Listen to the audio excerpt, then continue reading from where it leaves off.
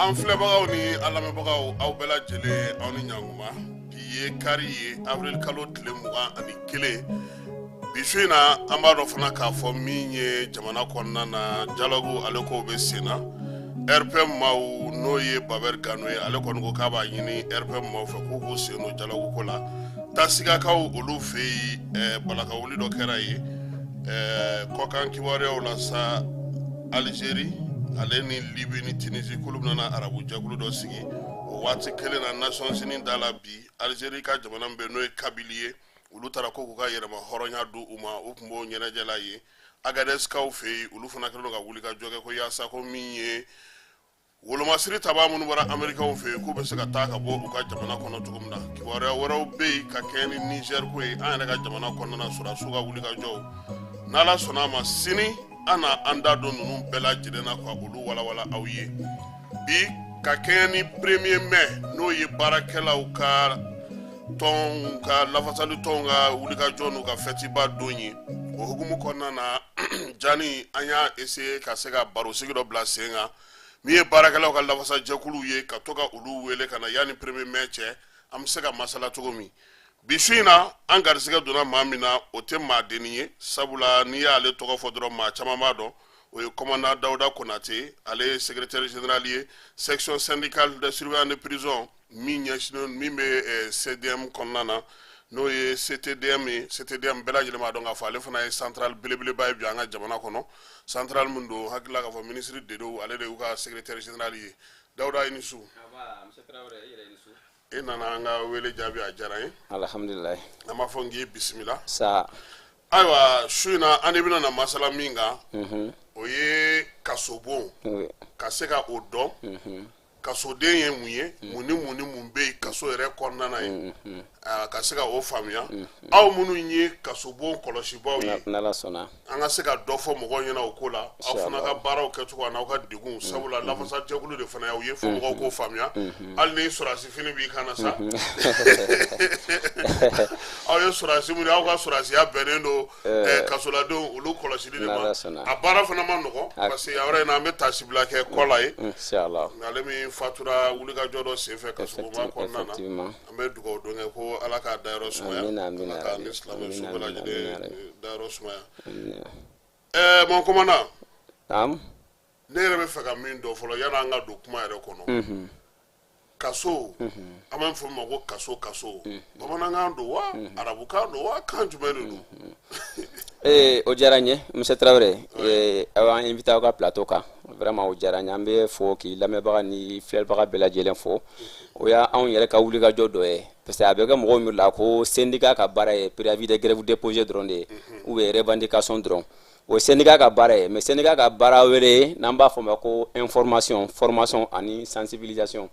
o kɔrɔ ye jumɛn ye e bɛ baarada min na ka baarada kɔfɔ a ka lakodɔn n'a kɔfara k'a lakodɔn a ka ca Ala fɛ gɛlɛya minnu b'a kɔnɔna la olu bɛ dɔn jamana n'a marabagaw ani jamana kɔnɔdenw u bɛ se ka aw dɛmɛ aw ka wulikajɔw la pour que gɛlɛya min b'aw kan ko ta ka b'aw kan bon anw ye surveillant de prison ye n'i ko surveillant de prison mɔgɔ caman b'i yɛrɛ ɲininka k'o ye jumɛn ye Mali finitigilaka bɛɛ lajɛlen ye kuluba 2 ye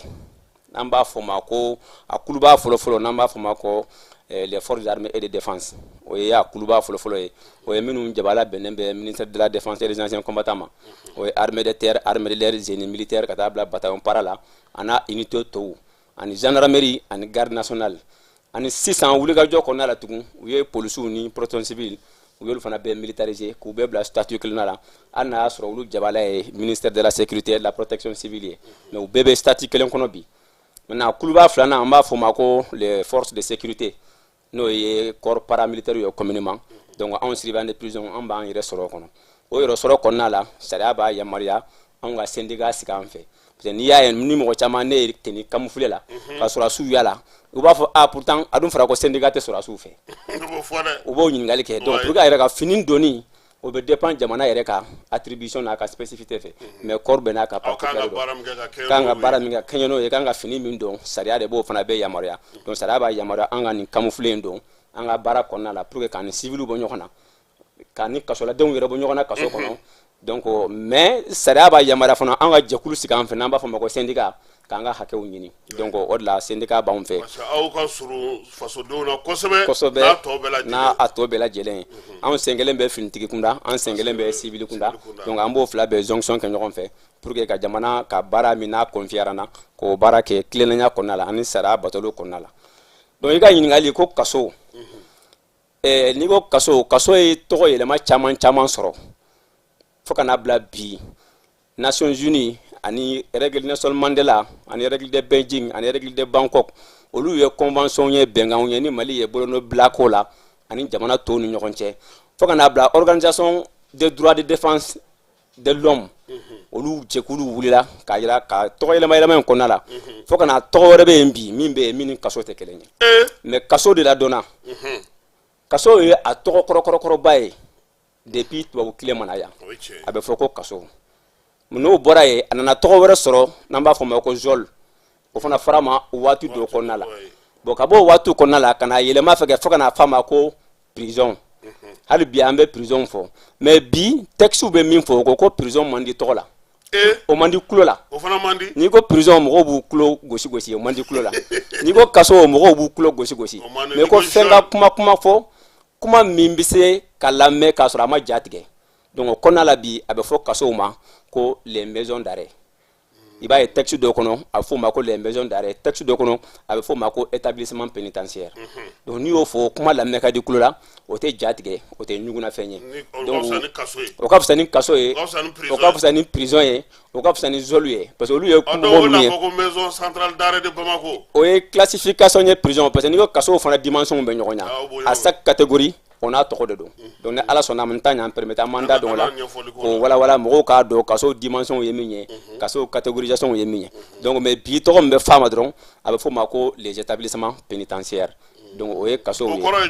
établissement pénitentiaire ye o ye mɔgɔ labila yɔrɔ de ye a bɛɛ ye kaso kelen de ye mais tɔgɔ kura de dira tɔgɔ min la fɔ ka di min ka di da la min ka di kulo la k'a sɔrɔ a ma ja tigɛ donc mɔgɔ lamara yɔrɔ dɔn mɔgɔ malayɔrɔ mɔgɔ minnu ni faso bɛ ɲɔgɔn na n'o ye sariya sɔsɔli bunanku kɛnɛ kan donc o yɔrɔ de don donc an bɛna an da don a la kaso yɛrɛ ye min ye mɔgɔw bɛ ka minɛli min kɛ kaso la ani hakilila jumɛn kan ka taa kaso la donc n'ala sɔnna a ma ni taa ɲan permettre an b'an da don o bɛɛ lajɛlen na. ayiwa Konate i yɛrɛ y'a fɔ cogo min an t'a daminɛ ni kaso bɔbɔli ye ɲɔgɔn na fɔlɔ n'ala sɔnna a ma n'i y'a jateminɛ mɔgɔw b'a fɔ ko MCA maison centrale d'arrêt mais aw yɛrɛ fana bɛ tila k'a fɔ Kiɲɛrɔba ma ko mun t'a dɔn centre quoi pénitentiaire a b'o fɔ ma Bole a bɛ tɔgɔ wɛrɛ fɔ ma effectivement mais joyila ninnu a b'a fɔ olu ma ko prison non a tɛ f'u ma prison a bɛ f'u ma les maisons d'arrêt de correction donc d'accord non correction tɛ gosili ye correction bɛ kɛ ari hakilina fana la n'i ye mɔgɔ hakili yɛlɛma i y'a corriger d'accord n'ala sɔnna a ma n'i y'a jateminɛ Mali ye sariya dɔ ta en 2020 en 2001 plutôt n'an b'a fɔ ma ko la loi portant régime pénitentiaire o loi kɔnɔna la a chapitre 2 article 4 o ye Mali prison liste k'a jira ko kaso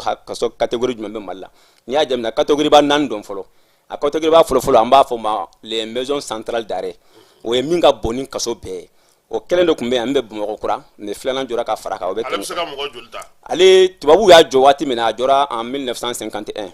mais tubabuw y'a jɔ ni hakilina min ye ko ka mɔgɔ 400 voire mɔgɔ 500 k'o de k'a kɔnɔ k'a kana tɛmɛ o la n'a tɛmɛn'o la donc ko dangari bɛ kɛ hadamadenya bunanko kɔnɔna la a jɔra n'o hakilina de ye mais an bɛ yɔrɔ min na ko bi an bɛ mɔgɔ 4000 sanfɛ a kɔnɔna la bi ka taga actualités ni kow kɛcogo kan a filanan o maison centrale d'arrêt filanan min bɛ o ye Kiɲɛrɔba kura min jɔra Kiɲɛrɔba hali n'a sɔrɔ an bɛ se k'a fɔ a ma ban parce que jusque là a remise officielle ma kɛ n'o ma kɛ anw syndicat b'a bila an kun ko faamaw bɛ siran kaso dilanni n'a dili de ye bon o kɔni o ye kuma wɛrɛ ye o ye croyance dɔw ye peut-être dɔw b'a fɔ ko n'i ye kaso jɔ k'i tɛ sa k'i bɛ bila a kɔnɔ mais je pense que minnu b'a kɔnɔ sisan olu si ma briquet kelen da la donc pour dire que ni ala y'i da kama i bɛ da kɔnɔ ayiwa kumaw kɔni filɛ sa voilà ale tɛ yan ale de y'a pierre da donc mais jusque là a remise officielle ma kɛ donc an bɛ se k'a fɔ kaso ma ban mais bi voilà mais bi a bɛ kɛ cogo di bon a dun yɔrɔ fila in u b'a fɔ bamanankan na n'o yɔrɔ saba bɛ yen n'o ma mɔgɔ waaju tɛ waaju kaso bon kaburu don dɔgɔtɔrɔso ni saba ni nin mi waaju a ka gɛlɛn waaju ka gɛlɛya donc ali jugo falenni n'a ma se ka falen dɔrɔn bon fo ni ala yɛrɛ nana ka n'a ye donc o ye kaso première catégorie ye Mali la minnu ka bon n'a bɛɛ maintenant minnu b'o duguma an b'a fɔ ma ko les maisons d'arrêt et de correction i b'a ye o de b'an ka capitale régionale bɛɛ la o de bɛ cercle ninnu na o de bɛ hali arrondissement baw dɔw la an b'a fɔ ma ko les maisons d'arrêt et de correction n'i jiginna o fana duguma minnu bɛ yen an b'a fɔ ma ko les centres pénitentiaires agricoles an yɛrɛ b'a fɔ ma ko CPA o ye kasobon ye kasobon minnu ni sɛnɛkɛ kasobon don baganmara bɛ kɛ yen jardin baara bɛ kɛ yen bolola baara wɛrɛw bɛ kɛ o kasobon kɔnɔ o fana kasobon o 4 de bɛ Mali la bi